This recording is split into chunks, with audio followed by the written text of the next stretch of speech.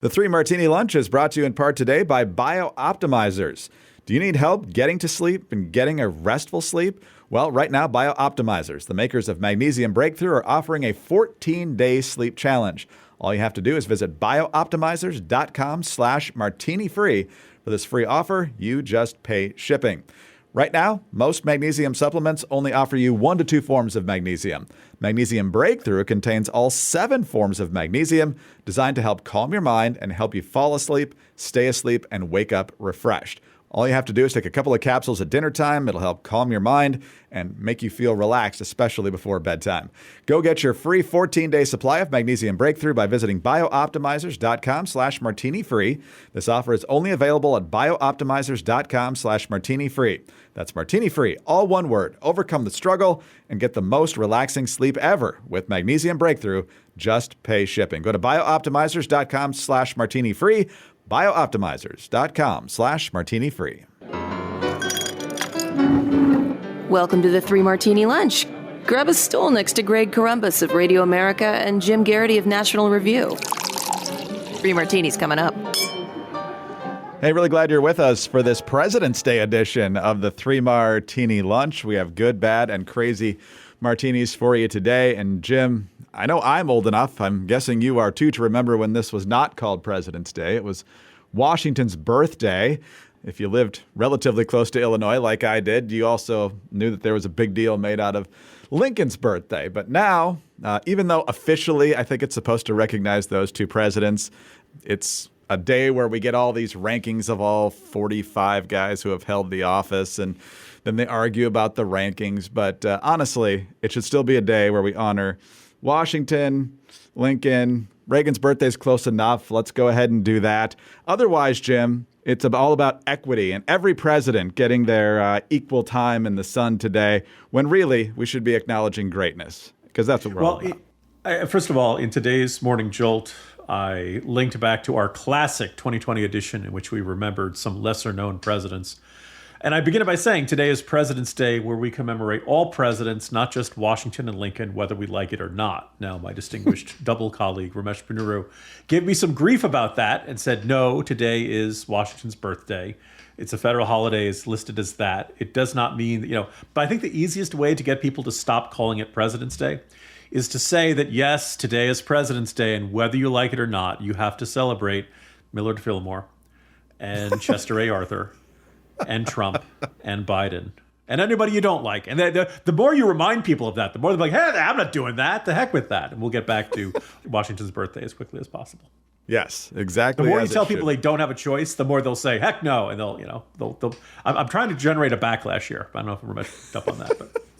Well, see, that's good to know, because come October, when it's Columbus Day, which has not changed in the federal law, I'm sure, and all these lefties want to do Indigenous Peoples Day or some other way to kind of stick it to Columbus, we can just kind of trot out there and go, officially, it's still Columbus Day, and there's nothing you can do about it. Do we want to have All Discoveries Day or All Explorers Day? Not just Columbus. Vasco da Gama belongs in there, and Magellan, every last one of them. So.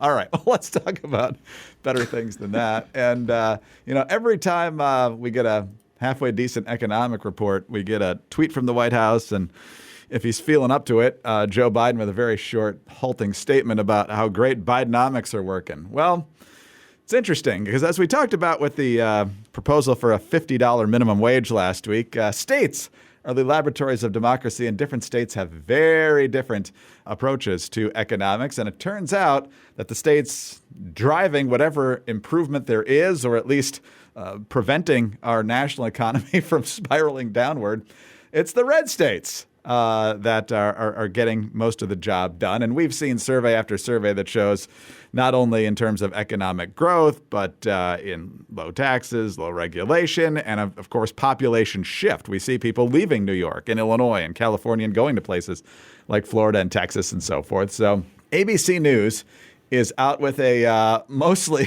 gaslighting story, but they do slip a little bit of truth in here. Because first of all, they point out that whatever economic growth is happening in the country is largely happening in the red states. But why is it happening in the red states? Well, according to them, it's because the weather's nicer and people think it's cool to live in progressive cities. but only in red states. Weird how that works out. Here's part of their reporting. The disparity in between red and blue states has little to do with anything Biden has done, experts interviewed by ABC News said, noting that federal policy typically holds minimal influence over state-by-state economic trends. And then in bold print, as highlighted here by Hot Air, instead they added the dynamic owes in large part to the appeal of warm weather states for workers and businesses, as well as the combination of company-friendly state policies and Democrat-leaning cities that attract young, educated workers. This guy, Mark Partridge, a professor of economics at Ohio State University, with the deeply intellectual quote and analysis of the climates are better in red states and Americans like good climates. Good job there, Professor. But here's where the truth slips in. Quote, the strong performance of red states may result from the convergence of business-friendly state laws and attractive cities for young, educated liberals, says Edward Glazer, a Harvard economist. He says that the pool of skilled workers offers companies a ready source of employees, while companies benefit from state policies like low taxes and right-to-work laws. He calls it a very powerful combination, and those are the very policies that Democrats are constantly trying to get rid of. So, Jim, what do you make of the truth here and ABC News' efforts to kind of muddle it a little bit? Well, it all comes down to climate. You'd think Hawaii would be doing pretty well then, right? You think California. Greg, Randy Newman assured us that in his song, I Love L.A., the sun is shining every day, that everything's great in Los Angeles, and yet that's one of the cities that's having this exodus. I noticed that South Carolina, what I think of as kind of one of my second home state, my parents lived down there, made the list. North Carolina didn't. We drive through it on the way to South Carolina twice a year. Climate isn't enormously different between North Carolina and South Carolina, so that by itself doesn't explain it. But I look at this study and I look at this conclusions, and I don't think it's quite as asinine as it may appear at first glance, because I've heard some people say, if there's an aspect of living in a blue city that you like, whether you find it, the cultural vibrancy, whether it's the creativity, the art scene, pre-pandemic, but a couple of years ago I went out to Portland, which I believe burned down during 2020. But the city of Portland itself, look, the hipsters may be weirdos, but they know how to eat. They know how to do the microbreweries. There are nice aspects of these deep blue cities until Antifa comes in and burns the whole place down. But other than that, it's and so I look at a place like Austin, Texas. Probably, everyone, I think it was Rick Perry who described it as a blueberry in a bowl of tomato soup. It's one little blue spot in a very red state. But I had a great visit there. And, again, there's just this vibrant art scene, fantastic, culinary restaurants and there's just this dynamism. There's just this excitement. As I write in today's Jolt, 20 skyscrapers are currently under construction in Austin with another 30 planned or proposed. It's booming. Now, is that because of the cultural liberalism, or is that because of the economic conservatism at the state level? My guess is probably a little bit of both, and maybe people see that as giving them the best of both worlds. The other kind of thing about this dynamic, we don't see it as often as we used to, but there was a trend where a state like Maryland, with Larry Hogan winning 2 terms as governor, before that Bob Ehrlich, and then in Massachusetts, which we think of as being this deep blue liberal state, going back to Ted Kennedy, John Kerry, the whirling dervish of raw charisma that is Michael Dukakis.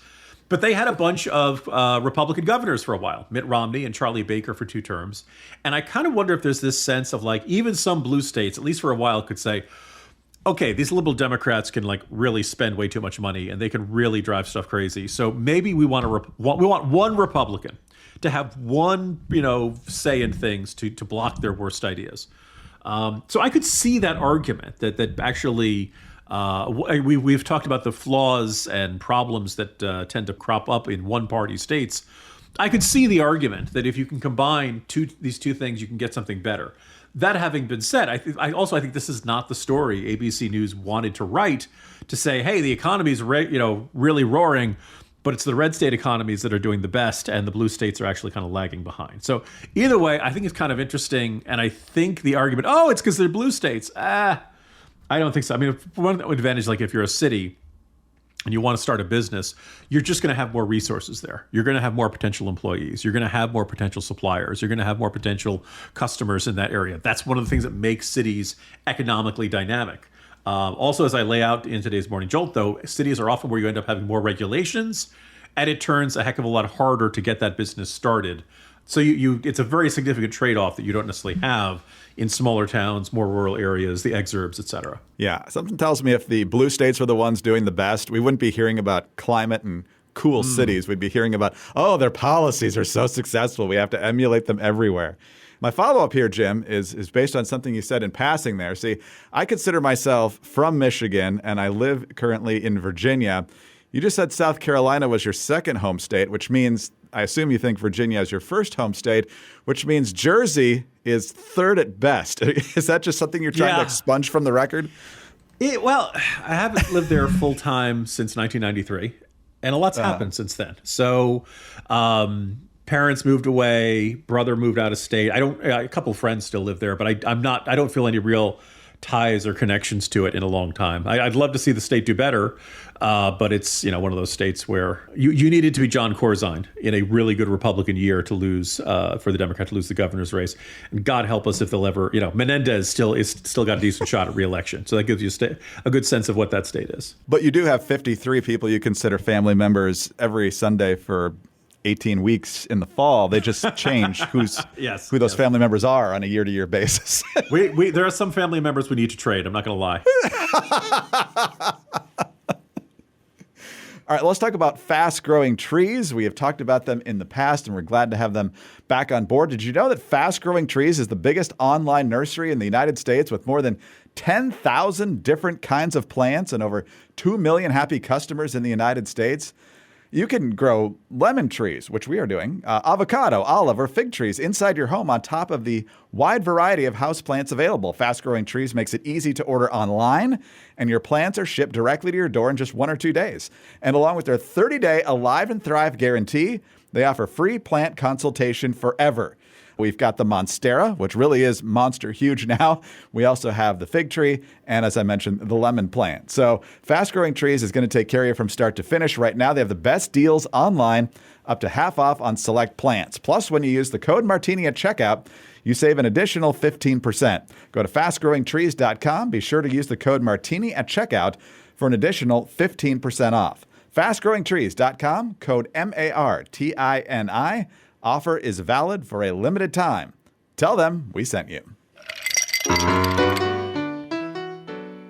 right, Jim, on to our bad martini now. And sometimes, especially when it's a Democratic administration, really inconvenient news just kind of goes away. Remember last year, and this probably could have been in one of our underreported stories last year in our year-end awards, that the U.S. envoy to Iran was suddenly just shoved out the door, didn't hear much about it. And then all of a sudden we found out that there were some really friendly people to Iran who were embedded in our Pentagon and other places in our government. And then it just kind of went away again. Well, the State Department's Inspector General, according to Semafor, has opened an internal investigation, which is more formal than the investigation that was already happening, into the suspension of the Biden administration's special envoy to Iran, Robert Malley. So it looks right now like they're investigating whether it was appropriate to suspend his clearance and what all went into that. But I hope as this investigation continues, they look into much more than that, including what Malley seems to have done here, not only bringing in people deep into our government who have access to sensitive information that may not have our best interests in mind, but Semafor clearly reporting also in this story there's plenty of good reason already for Malley to be under suspicion here, because it says Semafor reported earlier this month that the non-governmental organization that Malley headed before becoming special envoy, the International Crisis Group, had forged a formal research agreement with Iran's foreign ministry in 2016, which it had not publicly disclosed. Semafor also reported in September that senior aides to Malley, both inside the U.S. government and at Crisis Group, have been part of the Iran Experts Initiative, a network of academics and researchers that Iranian officials used to promote Tehran's positions on its nuclear program during the Obama administration. This was also not disclosed, and that's exactly where those people at the Pentagon and elsewhere came from, was through that Iran Experts Initiative. And so, Jim, hopefully this is going to be open and thorough and transparent, because I have a feeling here there's some ugliness if we lift up some stones and take a close look at how these people got to where they got. Greg, I want to begin by saluting Jay Solomon of Semafor for having this scoop and for advancing the story and keeping us updated. I think it's very good. The only quibble I have is, midway down the page, he goes into what's Jay's view. And this is one of the things Semafor does. They give you the basic facts up top, and then kind of there's a little bit more of a column style after that. But it begins, Malley's suspension is one of Washington's great mysteries. Is it? Is it really that? I suppose he could be like, he's taking office supplies home, or, could there be some other? I suppose, but my guess is that when you get your security clearance yanked, it probably has to do with all those meetings with the Iranians you had that apparently you were not very open about, and that we're all working on behalf of the Iranian Foreign Ministry. That seems like a no-no. It seems like the sort of thing where George Costanza would say, was that wrong? Was I not supposed to do that? I didn't see anything posted on this. But maybe the upshot of this is that from the beginning, the Biden administration's policy towards Iran has been shaped in part, not entirely, but in part by a guy who was, if not working for the Iranians, working very closely with the Iranians. And I believe this is the same guy who in some documentary back then kept insisting Hamas is not a terrorist group. And let's assume you didn't have any of this stuff. I'm assuming that, Malley had never met with these guys, had never been these ties. There was never anything you should object to. Could you look at this administration's approach to Iran and say, yeah, this has worked wonders? Can you look at the assessment of this administration, its approach towards Hamas, and say it's worked wonders? Can you look at this administration and say one of their first decisions was say to the Saudi Arabians, we are not going to help you anymore fight the Houthis? Oops. That didn't work out very well. Now, did it? The Houthis came back. So, on every front, this has been a really big, disastrous approach. And the administration just keeps finding new ways to double down and say, we just haven't made enough concessions yet. Now, they have bombed some of the Houthis. They have bombed some of the Iranian proxies in Iraq and Syria. There's a report in the Washington Post saying that Iran has told these guys, hey, we don't want a direct fight with the U.S., so cool it for a bit. Now, I don't know how much these groups are actually listening to them, and how much the Iranians actually mean it, but that is the first sign of, the Iranians are noticing that things are blowing up that they once valued. So if so, great. But overall, and I'm glad this is being investigated by the Inspector General, feels kind of a little more than a little overdue, but hopefully we'll get some answers here. And again, this could be a serious black eye for the administration and a recognition that, they went around strutting on the stage, America is back. America is not back the way most Americans would like to see it back, so to speak. Jim, we'll see what the report turns up, but my spidey sense says there had to be something very significant here for one major reason.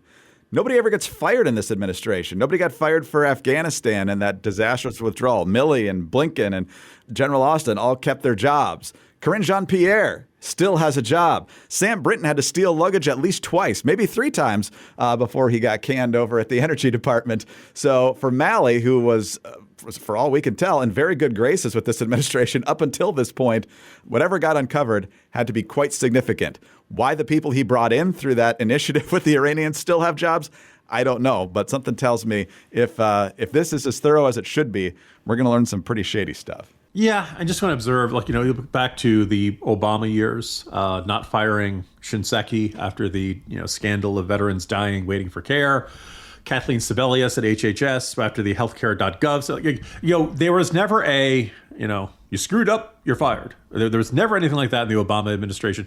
Everybody knew these cabinet secretaries had screwed up very badly and made the president look stupid. And, but generally, at the worst that would happen is that Obama would let you resign 6 months later. And when enough time had passed, so it did not appear to be a serious consequence of you failing in your duties.